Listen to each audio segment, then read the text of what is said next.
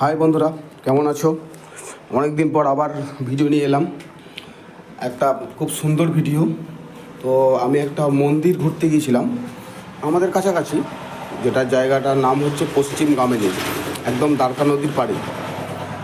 তো গা ছমছমে পরিবেশ আর সেই সৌন্দর্য, প্রাকৃতিক পরিবেশ।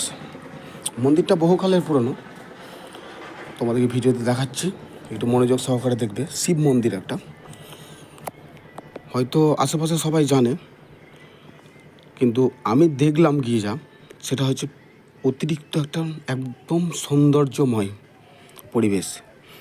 মন্দিরটা বহুকালের পুরনো, কত দিনের বা কত সালের সেটা হয়তো বলতে পারবো না আমি, কারণ আশেপাশে সবাইকে জিজ্ঞাসা করেছি আমি যে মন্দিরটা কবে স্থাপন করা হয়েছিল বা কেউ জানে কি না।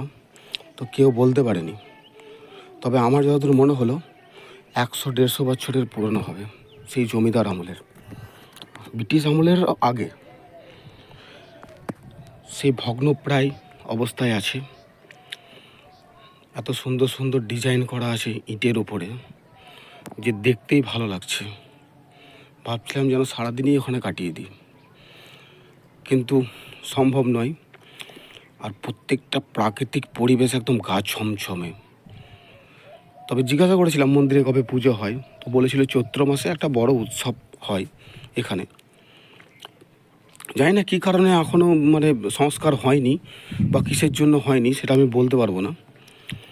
তো সত্যি বলতে কি, জায়গাটা কিন্তু খুবই সুন্দর, একদম চারিদিকে গাছপালা, একদম লোকালয় থেকে একটু দূরে গা ছমছমে, একদম সুন্দর পরিবেশ।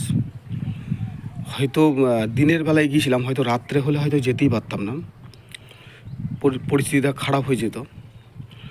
কিন্তু মন্দিরটা আমি দেখাচ্ছি, শুধু একটা ছোট্ট শিব মন্দির, খুব একটা বড়ও নয়, আর পাশেই একদম দ্বারকা নদী, যেটা সে অনবরত চলছে, জলের গতি,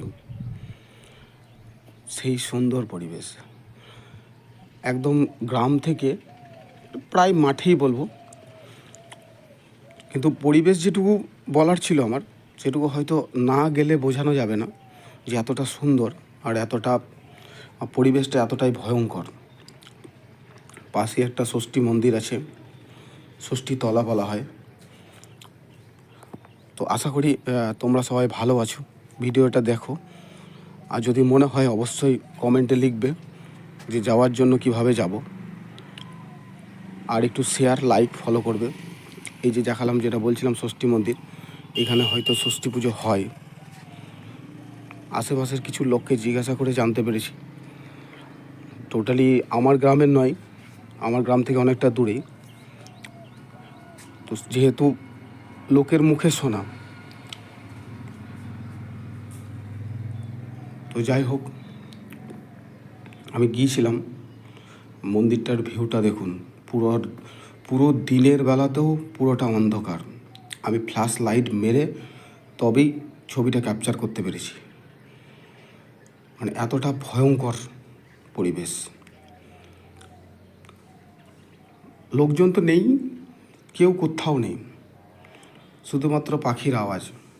কিন্তু পুরো জায়গাটা ঢালাই করা আছে, রাস্তাটা খুব সুন্দর যাতে লোক যাতায়াত করতে পারে, কিন্তু লোকজন নেই, এমনটাই।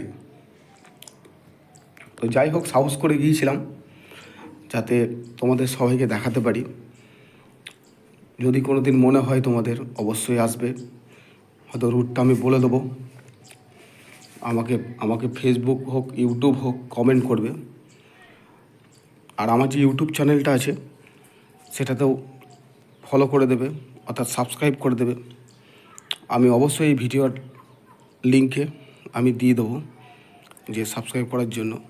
তো পাশে একটা ধর্মরাজ মন্দির ছিল, সেটা কিন্তু সংস্কার করা আছে।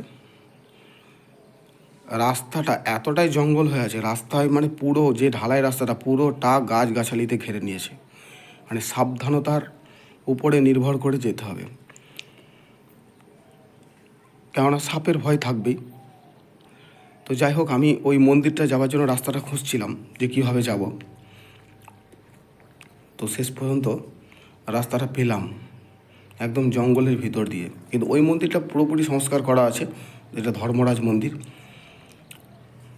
এটারও পুজো হয়। কিন্তু আমি বুঝতে পারলাম না যে ওই মন্দিরটা কেন সংস্কার করা হয়নি। এত সুন্দর পুরনো দিনের মন্দির, শিব মন্দির, কেন হয়নি, কী কারণে হয়নি, সেটা আমি জানার প্রচুর চেষ্টা করেছি, কিন্তু ঠিকঠাক সৎ উত্তর না পাওয়ায় আমি হয়তো অ্যান্সারটা দিতে পারলাম না। তো যাই হোক, এটাও পুরোপুরি জঙ্গলে ঘেরা একদম, কিন্তু এই মন্দিরটা সংস্কার করা আছে পাশেই। তো যাই হোক, এই মন্দিরটা খুব সুন্দরভাবে সংস্কার করা আছে। তো পাশেরটায় হয়তো যেতে পারিনি, আর একটা মন্দির ছিল, মানে পুরোপুরি জঙ্গলে ঘেরা। তো যদি আবার কোনো দিন সময় হয় তো অবশ্যই যাব। তো অবশ্যই তোমরা সবাই ভালো থেকো, আর আমার চ্যানেলটাকে একটু সাবস্ক্রাইব করে দেবে, ফলো করে দেবে।